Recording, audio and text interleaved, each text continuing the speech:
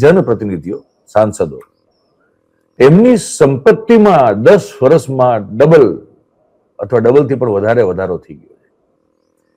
એક તો એ મુદ્દો છે,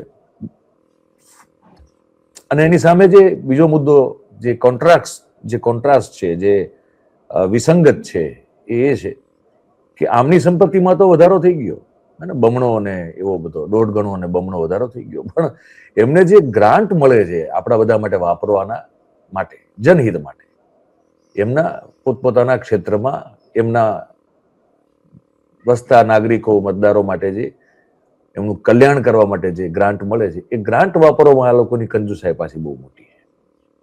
એટલે એક બહુ ઇન્ટરેસ્ટિંગ વાત છે. એમાં આપણે આજે આપણી સાથે મિત્રો જોડાવાના છે.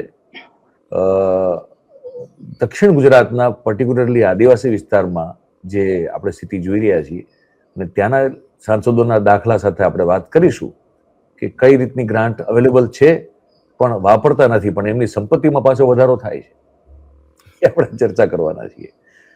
અને એ પાછું પછાત વિસ્તારો કે જ્યાં ખરેખર લોકો ઉપયોગી કાર્ય માટે પૈસા વાપરવાની ખાસ જરૂર છે, તાતી જરૂરિયાત છે, પણ એ કરવામાં નથી આવતું.